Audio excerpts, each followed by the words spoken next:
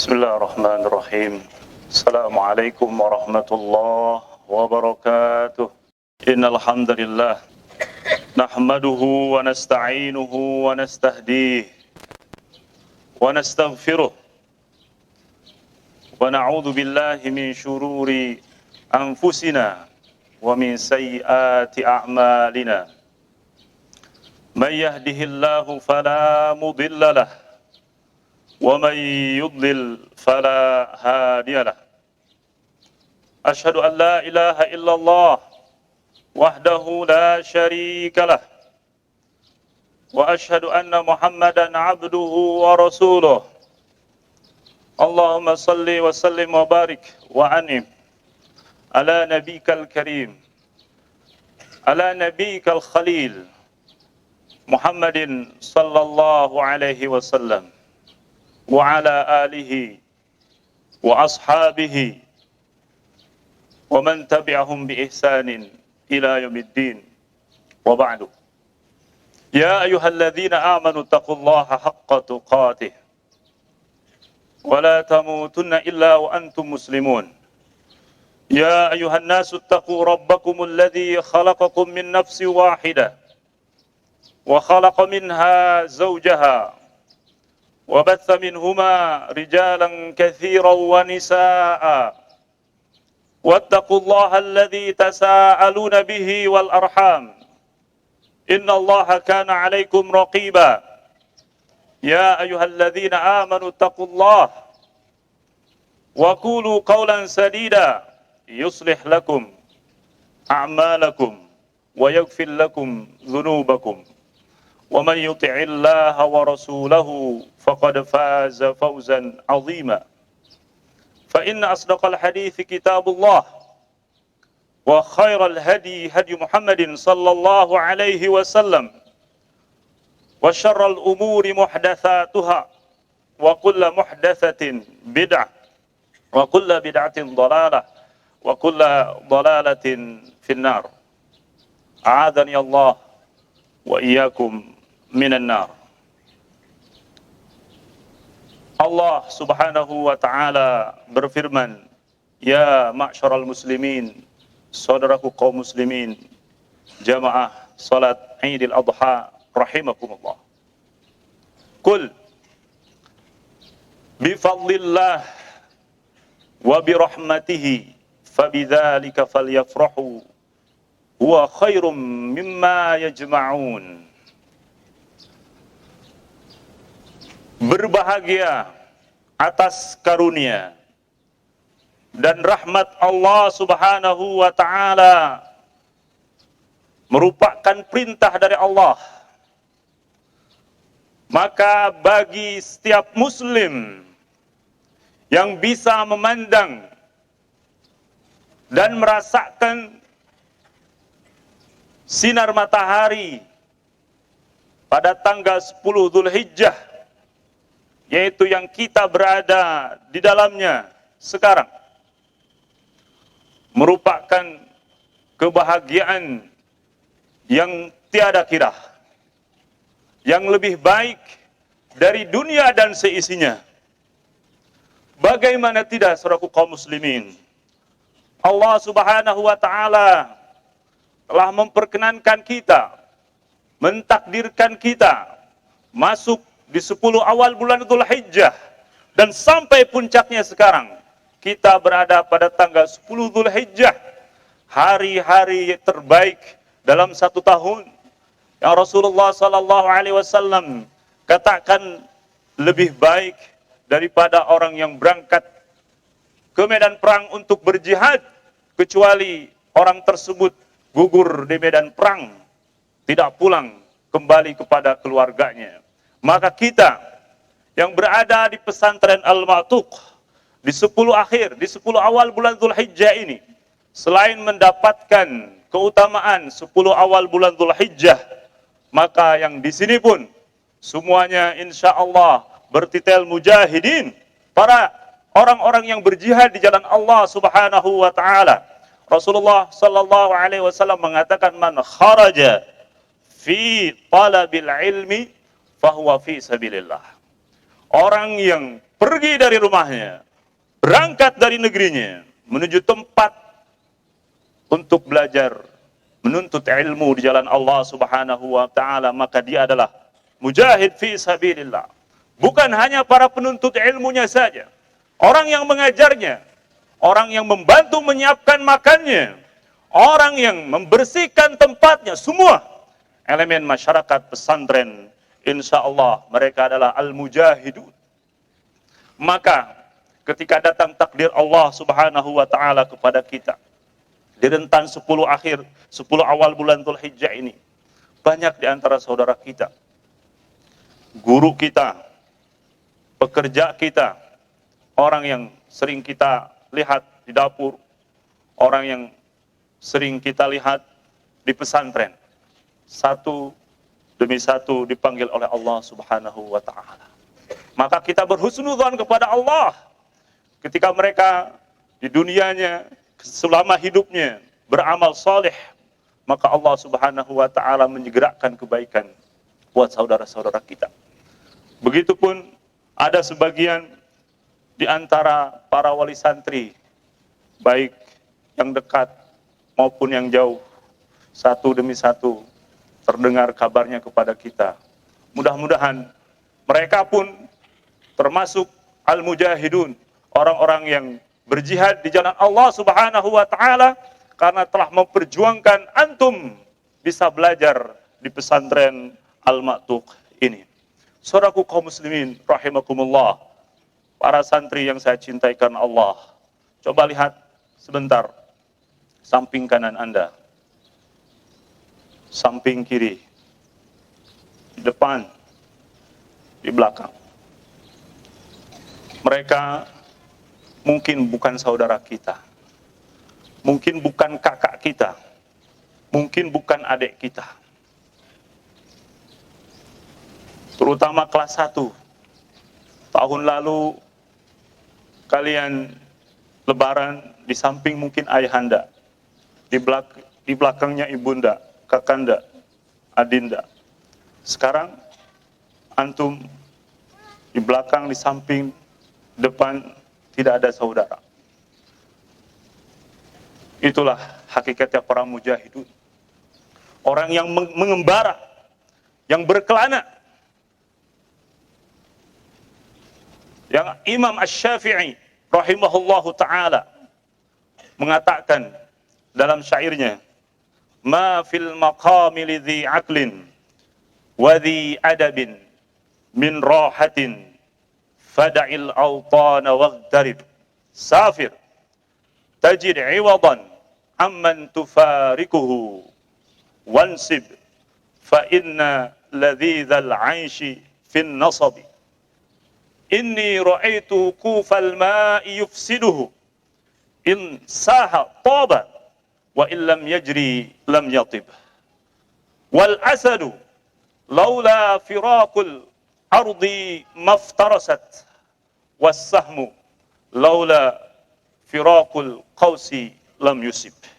Imam Syafi'i mengatakan kepada kita, seorang pengembara di dalam mencari ilmu dan menuntut ilmu, orang yang diberikan akal, orang yang berakal, orang yang beradab, tidak mungkin membiarkan dirinya diam di rumah, tidak pergi dari negerinya.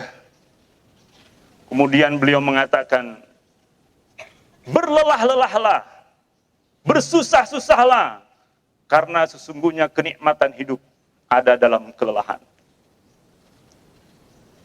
Imam Syafi'i melanjutkan, aku melihat air yang diam, tidak berjalan, rusak, bau busuk. Kalau dia berjalan, maka dia wangi, tidak ada bakteri, tidak ada kuman. Kalau dia diam, maka membusuk. Ini karunia yang sangat besar. Allah Subhanahu wa ta'ala mentakdirkan kalian berada di pesantren ini, berangkat dari rumah. Berapa ribu siswa sekarang yang tidak bisa belajar, di rumahnya terlena dengan smartphone-nya, membusuk dengan game online-nya. membusuk dengan tontonannya. Ini nikmat yang sangat besar. Kita berada di pesantren terbebas dari semua gangguan. Alhamdulillah. Kemudian Imam Syafi'i melanjutkan, singa tidak mungkin dikenal dengan kebuasannya kalau dia tidak keluar dari hutan. Kita tidak tahu seberapa buas singa kalau dia tidak keluar dari hutan.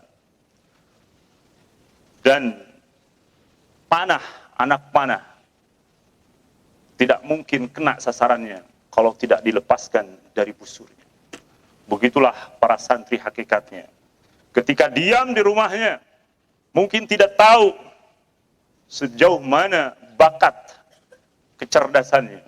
Tetapi ketika diasah, terus diasah dan belajar, maka dia akan menjadi seekor singa yang buas dan ditakuti, dan akan menjadi seperti busur yang siap untuk dilempar mengenai sasarannya. Saudaraku kaum muslimin rahimakumullah, Idul Adha tidak lepas dari kisah cinta Nabi Ibrahim alaihissalam dengan istri dan anaknya Ismail. Ketika bercerita tentang berkelana, pengembaraan, maka Ibrahimlah orang yang mendahului kita dalam hal ini. Ibrahim terlahir di Irak, di Babilonia. Kemudian diuji oleh Allah Subhanahu wa taala. Ayahnya sendiri seorang pembuat patung. Kemudian diuji oleh penguasanya, Namrud ketika itu, sampai dibakar. Hijrah ke negeri Palestina, ke negeri Mesir. Kemudian setelah dikaruniai anak, setelah berdoa Rabbi habli minas salihin, selama 86 tahun lamanya berdoa agar dikaruniai anak, maka Nabi Ibrahim dikaruniai anak yang bernama Ismail alaihissalam. Kemudian Nabi Ibrahim menginginkan kebaikan untuk Ismail.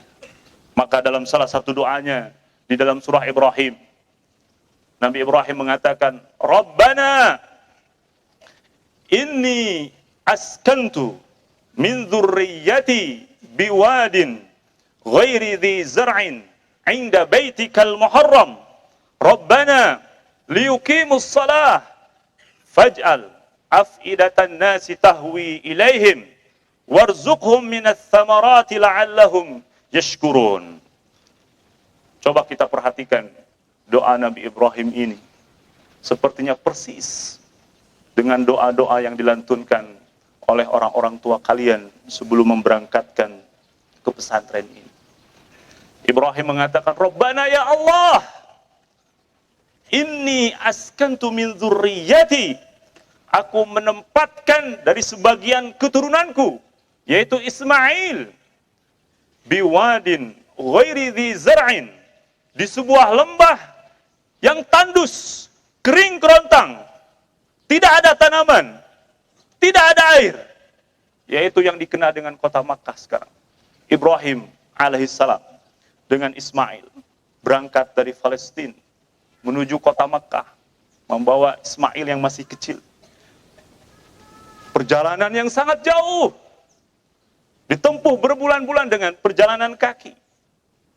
Maka kalau ada di antara santri yang mengatakan, Ustaz, saya dari Kalimantan, saya dari Lampung, jauh, menempuh perjalanan ke Almaty sampai berjam-jam lamanya, naik bis sampai 2 hari untuk menuju Jambi.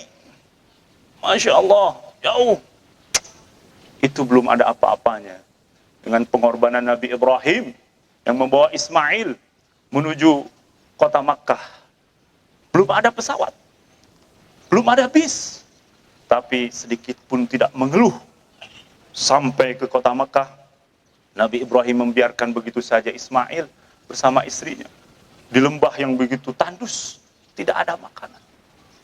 Maka kalau kita sampai di pesantren, ditinggalkan oleh ibunya, nangis di sini. Kenapa harus nangis? Air disiapkan, makan 3 kali, baju di laundry, lemari, kasur, siap semuanya. Maka kalau kita menangis, merengek, telepon ke orang tua, saya tidak betah biwadin ghairi Israel. Malu dengan Ismail. Dan kehausan, kelaparan, waktu kecil terus merangkak, menghentak-hentakan kakinya. Sehingga keluarlah air yang disebut dengan air Zam-Zam. Karena hentakan kakinya Nabi Ismail. Maka anak-anakku sekalian, hentak-hentakanlah kaki kalian, gerakkanlah tubuh kalian, supaya kalian bisa menjadi sosok Ismail yang bisa mengeluarkan air Zam-Zam, kemudian bisa dirasakan manfaatnya oleh seluruh umat manusia, bermanfaat untuk umat. Belajar, terus belajar. Anak-anakku sekalian, hadirin rahimakumullah. Kemudian Nabi Ibrahim melanjutkan doanya.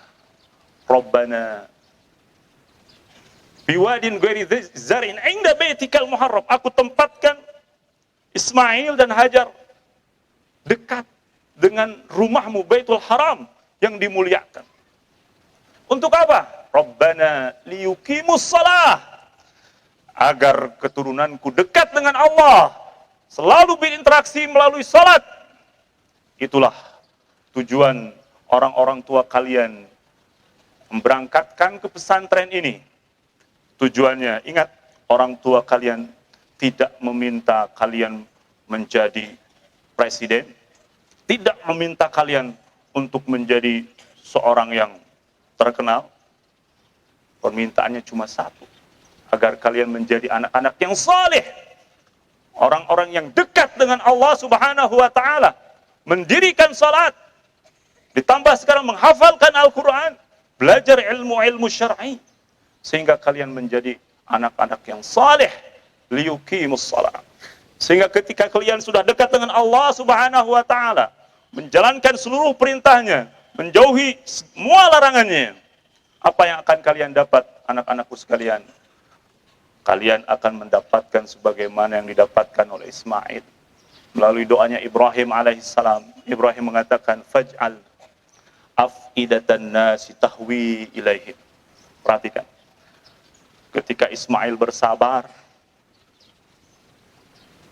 di wadi, di lembah yang tandus, tidak ada makanan, tidak ada minuman, terus merangkak, menghentak-hentakkan kakinya, kemudian mendirikan sholat, mendekatkan diri kepada Allah. Faj'al af'idatan nas tahwi ilaihim. Maka Allah Subhanahu wa ta'ala menjadikan seluruh umat manusia mencintai Ismail, mencintai tempatnya. Maka sampai sekarang setiap tahun Makkah tidak lekang dari para pengunjung.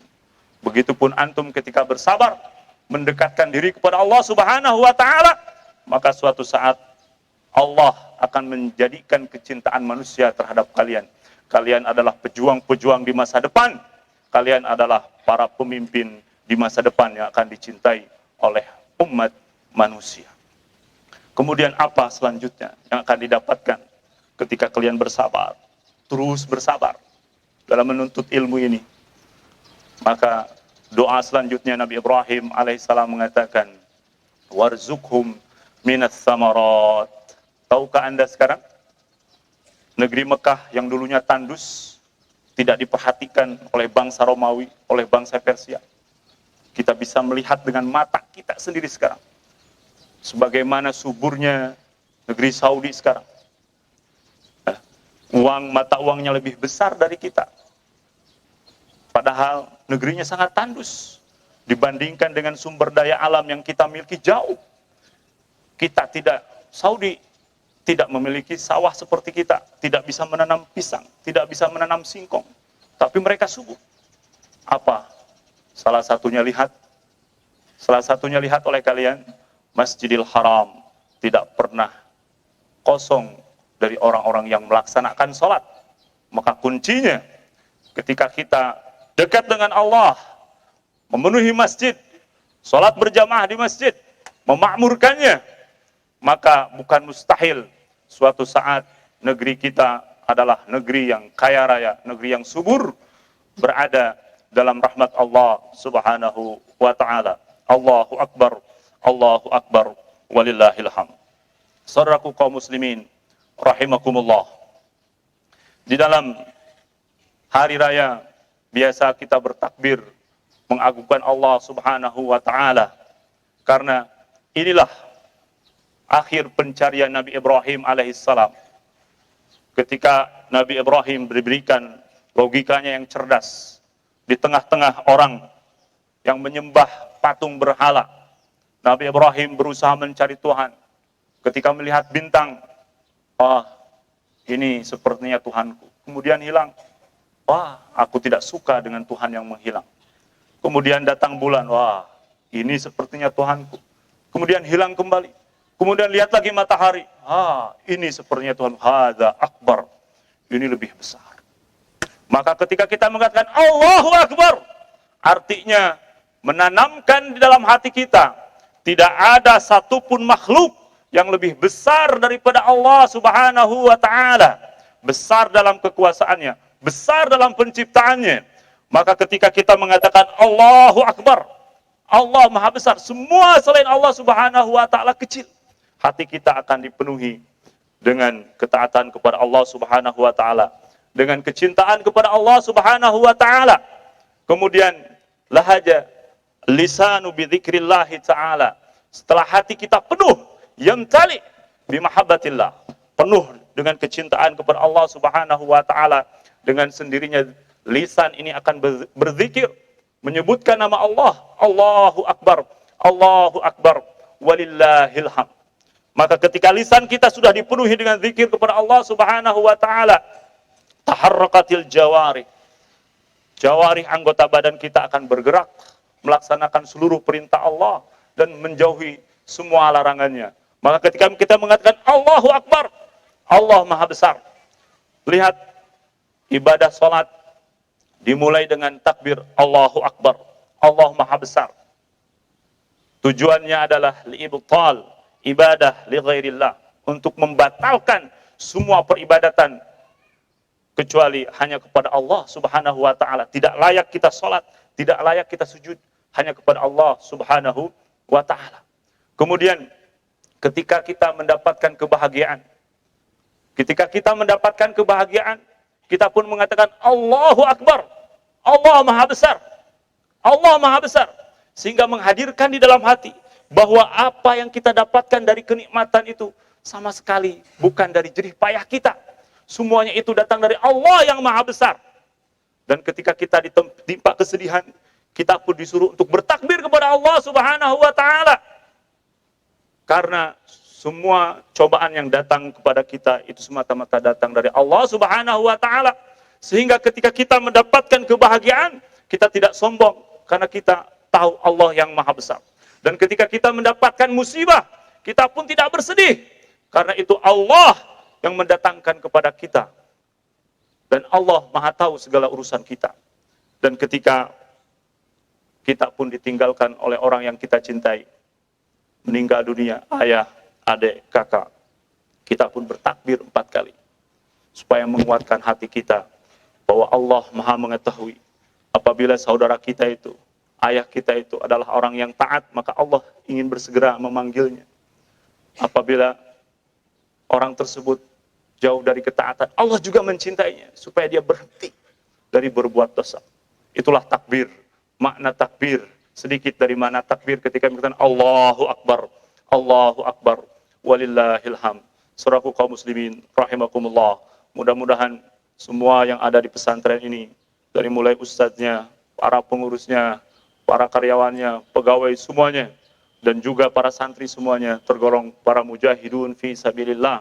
Hidupnya mulia, matinya syahid, masuk surga insyaallah subhanahu wa ta'ala. Innallaha wa malaikatahu yusalluna 'alan nabi ya ayyuhalladzina amanu sallu 'alaihi wa sallimu taslima. Allahumma ighfir lil muslimina wal muslimat wal mu'minina wal mu'minat al ahya'i minhum wal amwat. Allahumma inna nas'aluka al huda wat tuqa wal afafa wal ghina. Allahumma inna nas'aluka al huda wat tuqa wal afafa wal ghina. Allahumma aslih ulata umurina اللهم اصلح ولاة أمورنا اللهم اصلح ولاة أمورنا اللهم ادفع عنا البلاء اللهم ادفع عنا البلاء اللهم ارفع وبقرنا من بلاد إندونيسيا اللهم ارفع وبقرنا من بلاد إندونيسيا اللهم ارفع وبقرنا من بلاد إندونيسيا ومن سائر بلدان المسلمين عامة وصلى الله على نبينا محمد وعلى آله وصحبه وسلم وآخر دعوانا أن الحمد لله رب العالمين.